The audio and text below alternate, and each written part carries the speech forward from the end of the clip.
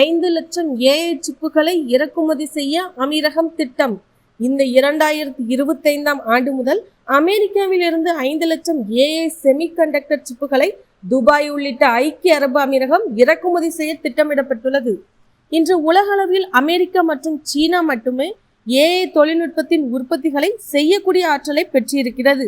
5 லட்சம் ஏஐ சிப்புகளை அமீரகம் இறக்குமதி செய்வதன் மூலம் உலகத்தின் 3வது ஏஐ தொழில்நுட்ப உற்பத்தி நாடாக UAE மாறும். மேலும் அமீரகம் உலக அளவில் தேவைப்படக்கூடிய பிரம்மாண்ட டேட்டா சென்டர்களை உருவாக்கும் என்று எதிர்பார்க்கப்படுகிறது. அமெரிக்காவின் முந்தைய அரசுகள் அதிக அளவிலான செமிகண்டக்டர் சிப்புகளை ஏற்றுமதி செய்ய தடை விதித்திருந்தது. சைனாவுடன் இருக்கும் போட்டியின் காரணமாகவும் சைனா வேறு வழியில் 3வது நாடுகள் மூலம் அமெரிக்காவின் சிப்புகளை வாங்கி தனது இராணுவத்திற்கு பயன்படுத்தக்கூடும் என்பதால் அமெரிக்க அரசு அதிக அளவில் ஏற்றுமதி செய்வதை தடை செய்திருந்தது. தற்போது UAE அரசுக்காக இந்த தடை உத்தரவு விலகப்பட்டு 5 லட்சம் சிப்புகளை இறக்குமதி செய்ய அனுமதிக்கப்படலாம் என்று கூறப்படுகிறது. அமெரிக்காவின் NVIDIA, AMD மற்றும் குவால்காம் நிறுவனங்களின் ஏஐ சிப்களை இறக்க UAE திட்டமிட்டுள்ளது. சமீபத்தில் அரபு வளைகுடாவிற்கு சுற்றுப்பயணம் மேற்கொண்ட டொனால்ட் ட்ரம்ப் சவுதி அரேபியாவின் $600 பில்லியன் முதலீடுகளை பெற்றிருக்கிறார். இதில் ஒப்பந்தத்தில் ஏஐ சிப்புகளின் இறக்குமதியும் அடங்கும். டெஸ்லாவின் செல்ஃப் டிரைவிங் ரோபோ டாக்ஸி நடைமுறைக்கு சாத்தியமா?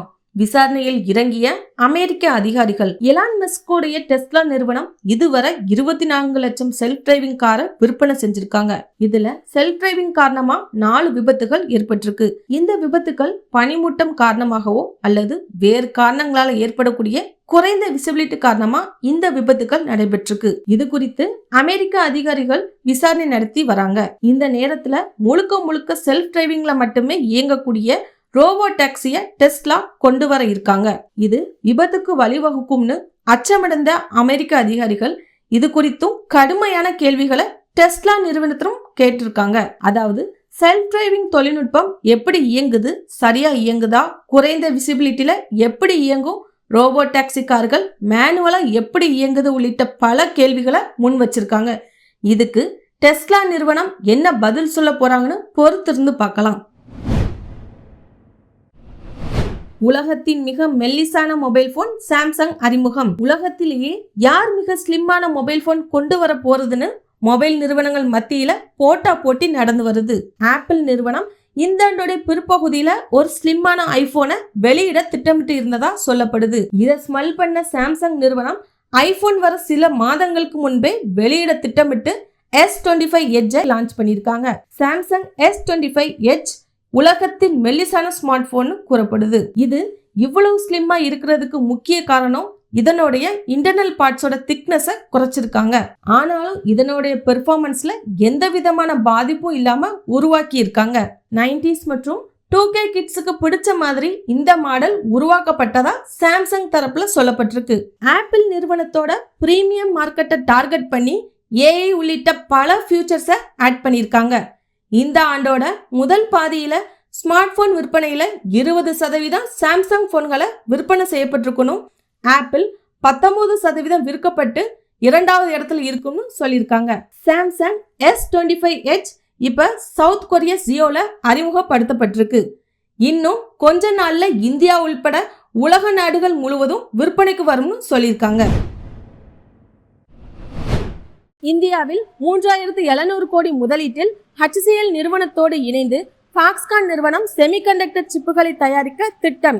இந்தியாவின் தொலைத்தொடர்புத்துறை அமைச்சர் அஸ்வினி வைஷ்ணவ் வெளியிட்டிருக்கும் அறிக்கையில் உத்தரப்பிரதேசத்தின் ஜேவார் விமான நிலையத்திற்கு அருகே இந்தியாவின் HCL மற்றும் தைவானின் ஃபாக்ஸ்கான் நிறுவனத்தோடு இணைந்து செமிகண்டக்டர் சிப்புகளை தயாரிப்பதற்கு அமைச்சரவை ஒப்புதலை அளித்திருப்பதாக கூறியிருக்கிறார். இந்த திட்டம் 3700 கோடி முதலீட்டில் தொடங்க இருக்கிறது. இந்த நிறுவனத்தின் மூலம் மாதம் 36 லட்சம் டிஸ்பிளே சிப்புகளை உருவாக்க திட்டமிட்டிருப்பதாக கூறப்படுகிறது. கிரிப்டோ தொழிலதிபரின் மகளை கடத்த முயன்ற கும்பல். பிரான்ஸ் தலைநகர் பாரிஸில் கிரிப்டோ பரிவர்த்தனையை கையாளும் நிறுவன அதிபரின் மகளை 3 பேர் கொண்ட ஒரு கடத்தல் கும்பல் கடத்த முயற்சி செய்திருக்கிறது. ஆனால் அருகில் இருந்த கடைக்காரரின் உதவியால் அந்த பெண் கடத்தப்படுவதில் இருந்து காப்பாற்றப்பட்டிருக்கிறார். பிரான்சில் கிரிப்டோ தொழில் முனைவர்களை குறிவைத்து நடத்தப்படும் கடத்தல் நிகழ்வுகளில் இது 3வது சம்பவமாகும். கடந்த மே 1ஆம் தேதி இதே போன்ற கிரிப்டோ தொழில் முனைவர் ஒருவரின் தந்தை கடத்தப்பட்டிருக்கிறார். பின்பு காவல்துறை உதவியுடன் அவர் மீட்கப்பட்டுள்ளார். ஜனவரி மாதமும் இதே போன்ற கிரிப்டோ தொழில் அதிபர் ஒருவர் அவரது மனைவியுடன் கடத்தப்பட்டார். அவரை காப்பாற்ற காவல்துறை எடுத்த முயற்சியில் தொழிலதிபரின் விரல் ஒன்று இழக்க நேரிட்டது. தொடர்ந்து இது போன்ற சம்பவங்கள் நடைபெறுவதால் பிரான்சின் உள்துறை அமைச்சர் புருனோ ரிட்டேலியோ கிரிப்டோ தொழில் முனைவோர்களை அழைத்து அவர்கள் பாதுகாப்பு குறித்து உரையாடியுள்ளார். பாதிக்கப்பட்டவர்களின் தகவல்களை பாரிஸ் காவல் நிலையம் வெளியிட மறுத்து இருப்பது குறிப்பிடத்தக்கது.